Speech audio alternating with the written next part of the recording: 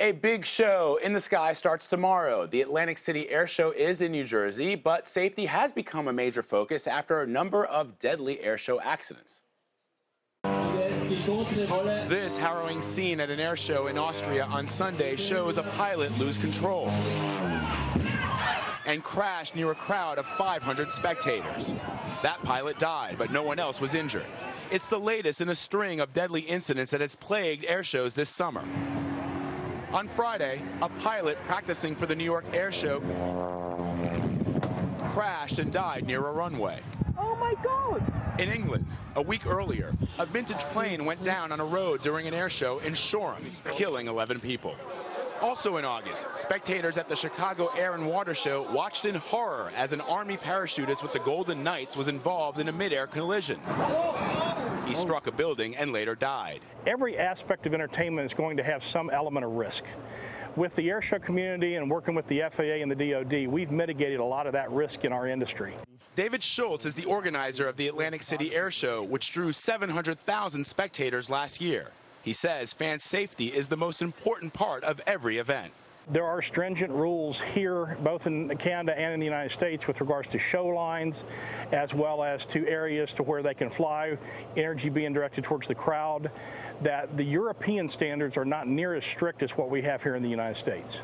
U.S. air show accidents are rare, but do occur.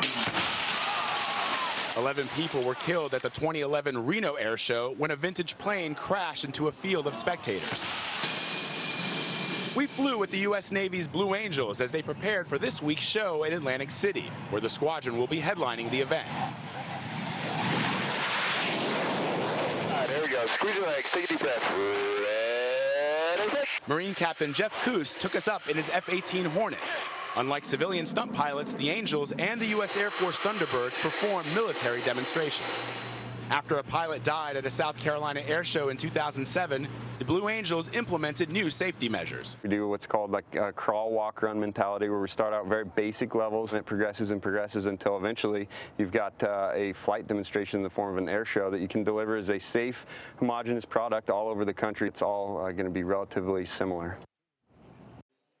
All right, so I got to go up with the Blue Angels, as you saw in that piece there. And the Blue Angels, what they do during those demonstrations, very important for people to understand. It's not like these civilian pilots that are more daredevil pilots. These air shows that are put on by the Blue Angels of the Navy and the U.S. Air Force Thunderbirds are actual combat techniques that they're demonstrating in the air. And I got to go up with Captain Jeff Coos, who you just saw at the end of that package there. He took me up in his number 7 F-18 Hornet. And it was an experience. We're going to show you some of those pictures. Take a listen. Cool. Well, so how have you done this before? I've never done this before. 12. I So. hear you're thinking about going to OCS. Yeah, that's correct. On the black tile right there.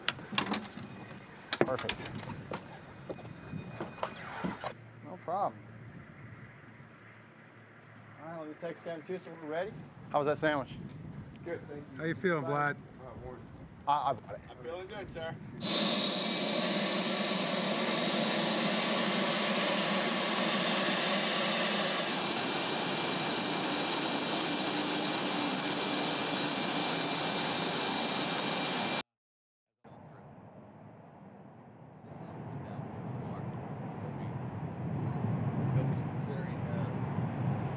Taking it up.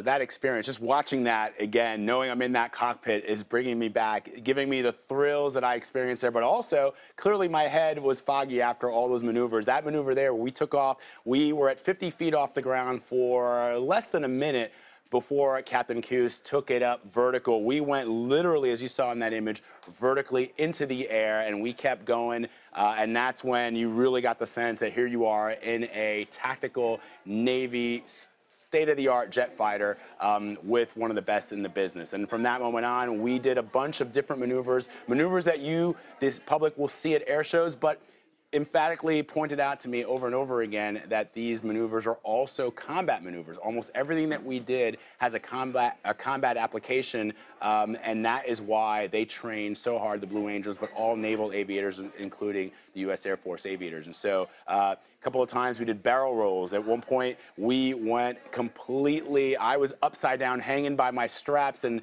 Captain Coos said to me, "You can let your hands go because you can trust the safety straps," and all this junk was falling out of the floor, from the floor of the aircraft onto the glass as I flew literally inverted like this. I don't know if we have that image, but it was absolutely incredible, an incredible experience. Our thanks to Amber Lynn Daniel, who is the public affairs officer for the U.S. Navy Blue Angels. She was instrumental in getting us up in the air. Something I'll never forget. It was really, really an incredible experience. All right, there we go. Squeeze your legs. Take a deep breath. Ready, set.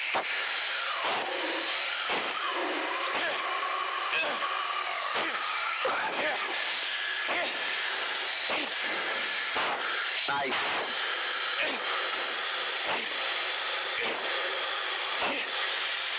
All right, there's wings level. And relax. Look at your toes.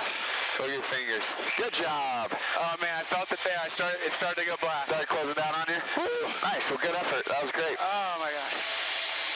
Holy smokes. All right. Oh man. Stomach is definitely. All right. Been a little upset. We got 7.3 G's in that one. How much? 7.3.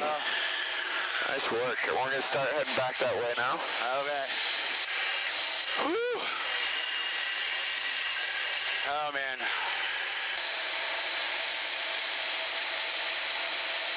Definitely on. Oh.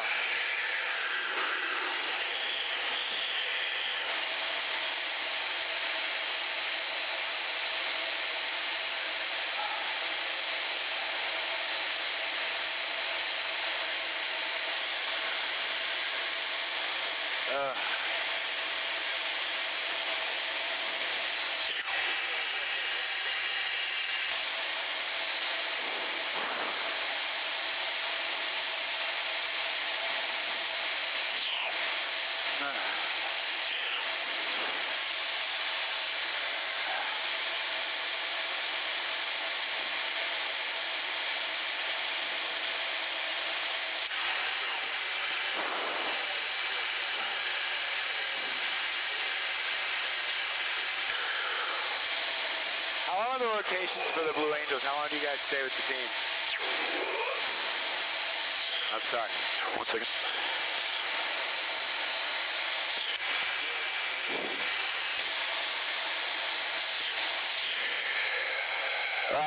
Two to 3 years. 2 years is typical.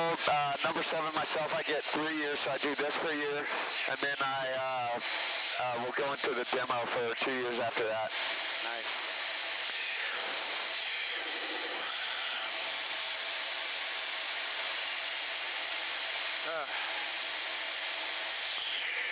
Got one going to the further south as well.